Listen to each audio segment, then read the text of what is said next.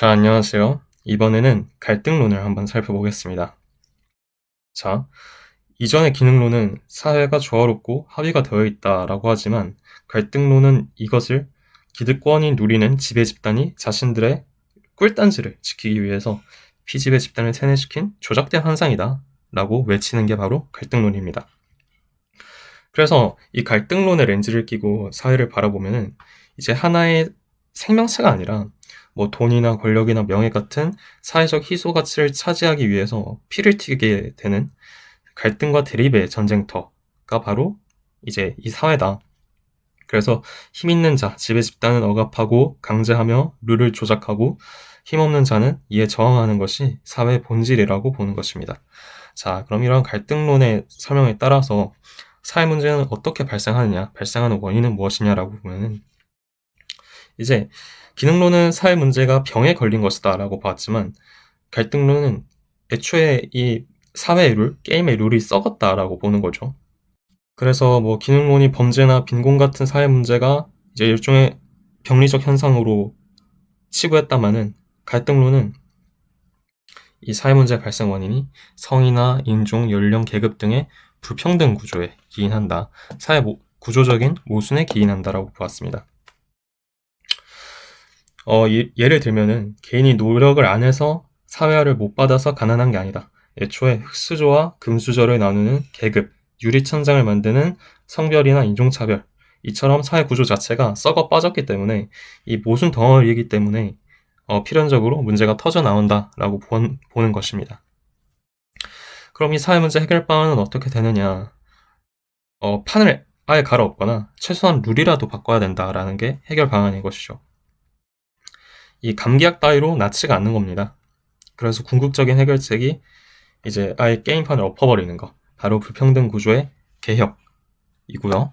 또 차선책은 이제 매번 판을 뒤엎을 수 없으니까 대안으로 이제 불평등 완화를 위한 제도 개혁을 제시합니다.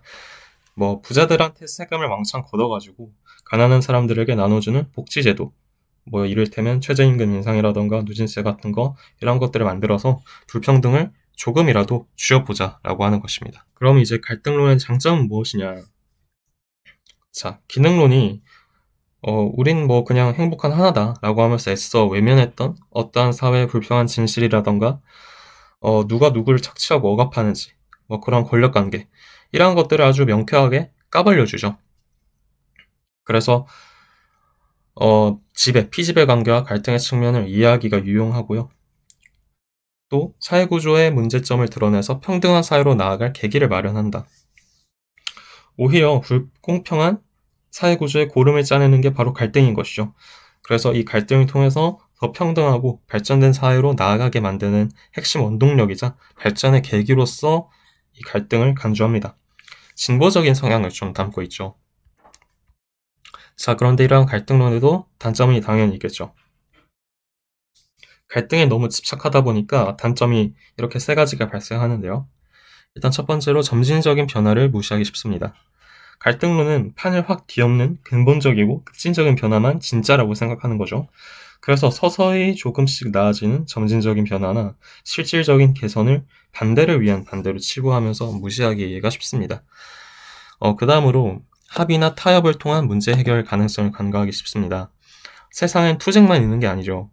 대화로 평화롭게 양보하면서 합의하는 협동과 조화의 현상도 분명히 존재를 하는데 갈등론은 이걸 너무 무시하기가 쉽습니다. 자, 그 다음으로 이 기능론과 마찬가지인 단점이 있는데요. 인간의 자율성과 능동성을 소홀히 다룬다는 것이죠. 자, 갈등론 역시 인간이 주체적으로 세상을 바꾸는 게 아니라 사회 구조적 모순 때문에 어쩔 수 없이 갈등이 터져 나온다고 묘사를 합니다. 결국에 인간을 불평등한 거대 구조에 휩쓸리는 꼭두각시처럼 본다는 점에서 기능론과 갈등론 모두 거시적인 관점의 한계인 인간 자율성 경시를 피할 수가 없는 것이죠. 그래서 사회를 미시적인 관점에서 바라보는 상징적 상호작용론에서 이제 갈등론한테 비판하기 쉬운 문장이라고 할 수 있습니다.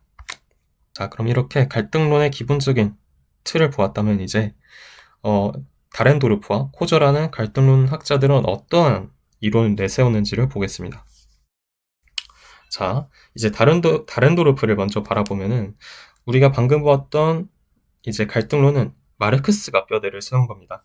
그래서 마르크스는 오직 돈, 생산수단을 가진 자본가와 못 가진 노동자와의 싸움만이 거의 전부라고 생각을 했죠.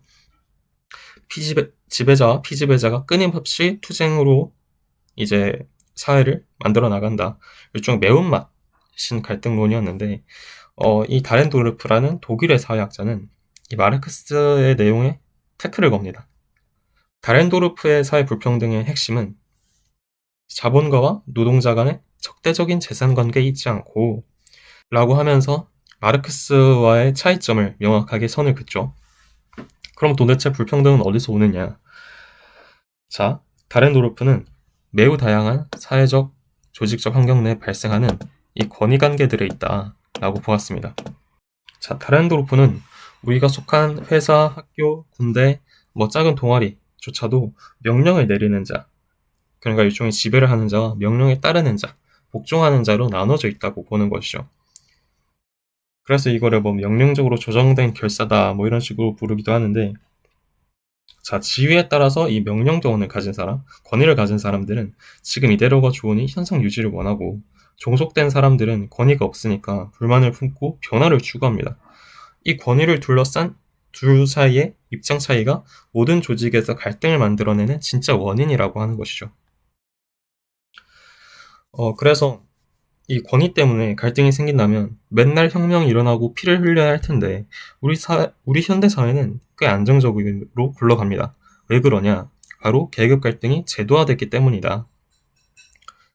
후기 자본주의 사회로 오면서 갈등이 무조건 치고받고 싸우는 혁명이 아니라 합법적인 룰 안에서 해결되도록 변했습니다. 갈등이 제도라는 틀 안으로 들어온 것이죠.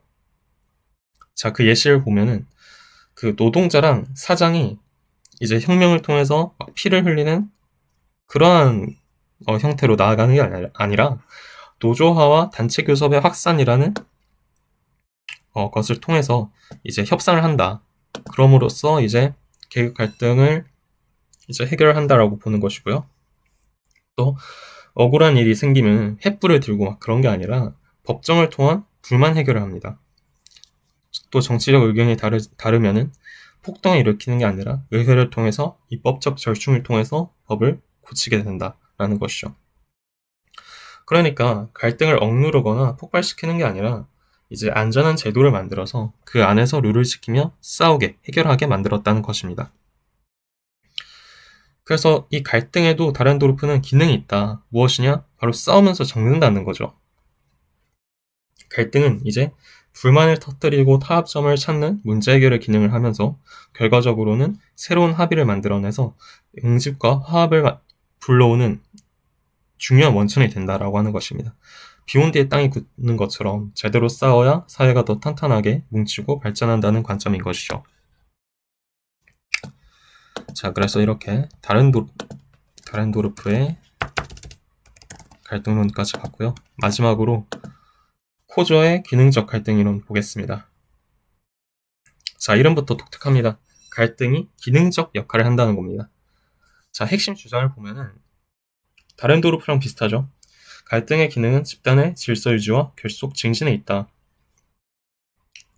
자, 예를 들어보면은 이 압력밥솥에 꽉 막혀 있는데 계속 열을 가하면은 이게 펑 터집니다. 박살이 납니다. 우리 사회도 불만과 긴장이 쌓일 때 억지로 꾹꾹 누르기만 하면은 결국에 혁명이나 내전 같은 거대한 파국, 폭발을 맞게 되는 거죠. 하지만 갈등, 시위나 파업이나 논쟁 등을 통해서 불만을 밖으로 조금씩 이제 칙 하고 빼내주면은 오히려 긴장이 해소되면서 밥솥, 일종의 사회 체계라 할 수 있겠는데 그것이 터지지 않고 안전하게 유지가 되는 겁니다. 게다가 이 외부의 적과의 갈등이 생기면 내부 구성원들은 서로 똘똘 뭉치게 되는 거죠.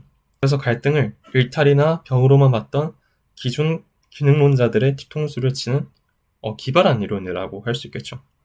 그래서 이 다렌도르프와 이제 코저의 내용 같은 경우에는 무조건 때려 부수는 것만 갈등이 아니다. 이제 돈이 아니라 권위 때문에 싸우면서 제도의 룰 안에서 타협을 찾는 게 바로 다렌도르프이고, 이제 밥솥에 김을 빼주어서 사회를 안전하게 유지하고 결속을 다지게 하는 게 바로 코자 이론이었다라고 이제 보면 됩니다. 자, 이렇게 갈등론 파트 마치도록 하겠습니다.